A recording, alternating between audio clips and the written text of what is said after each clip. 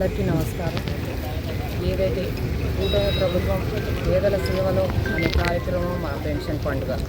ఈ పెన్షన్ పండుగ కూడా ప్రతి నెల ఫస్ట్ రోజు జరుపుకుంటున్నాము. పేదవారికి ఎలా అయినా అమ్మో 1వ తారీఖు అనే ఫీలింగ్ లేకుండా 1వ తారీఖు నాడు వాళ్ళకి అకౌంట్లో డబ్బులు చేర్చే విధంగా ఇవాళ కూటమి ప్రభుత్వం ఏర్పాటు చేసింది.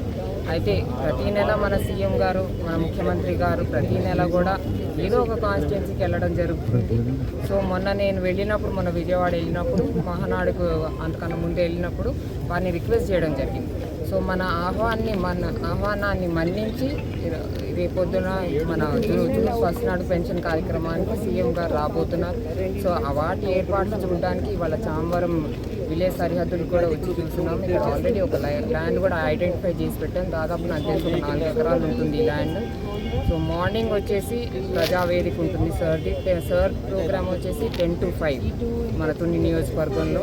నిజంగా ఇంత టైం సార్ మన తుని నియోజకవర్గానికి కేటాయించడం మనం చాలా ఉపయోగించుకోవాలి. ఈ టైం అంతా కూడా మనకు ఒక ఆపర్చునిటీ లాగా ఉపయోగించుకోవాలి మనం అంతా కూడా. అలాగే 10కి వచ్చేసి ప్రజావేదిక, తర్వాత చామవరం విలేజ్లో పెన్షన్ పంపిణీ, ఆ తర్వాత 2:30కి క్యాడర్ మీటింగ్. సో సార్కి ఇది ఒక స్కెడ్యూల్. ప్రతి చోట ఎక్కడికి వెళ్ళినా సరే క్యాడర్తో ఇంటరాక్షన్ అవ్వాలి.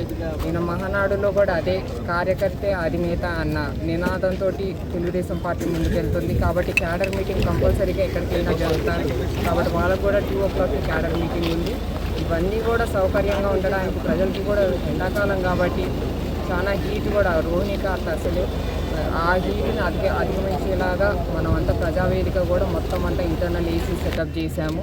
దాదాపు ఒక 2500 మందిని కూర్చోబెట్టే స్థలం కూడా కేటాయించాము. మొత్తం అంతా ఇంటర్నల్ అంతా ఏసీ ఉంటుంది సార్ ప్రజావేదిక. అలాగే దాని తర్వాత భోజనాలు, వాళ్ళందరికీ కూడా భోజనాలు కూడా దాదాపు 3000 మందికి 3000 దాదాపు ఇంచుమించుగా 4000 అవుతుంది భోజనాలు. వాళ్ళందరికీ కూడా భోజనం ఏర్పాట్లు చేశాము. ఆ తర్వాత క్యాడర్ మీటింగ్. ఈ క్యాడర్ మీటింగ్ అంతా చూసుకొని సార్ 5 o'clock అలాగా బయలుదేరుతారు సార్ తుని నియోజకవర్గానికి. కాబట్టి సార్ వస్తున్నారు కాబట్టి ఈ ప్రోగ్రామ్ అంతా కూడా విజయవంతం చేయాలి. ఈ ఆపర్చునిటీని మనం 100% యూటిలైజ్ చేసుకోవాలి. సార్ రాకదే కాబట్టి అందరూ కూడా మన క్యాడర్ ప్రజలందరూ కూడా ఈ ప్రోగ్రామ్ని విజయవంతం చేయాలని అందరినీ కూడా నేను కోరుకుంటున్నాను. ధన్యవాదాలు.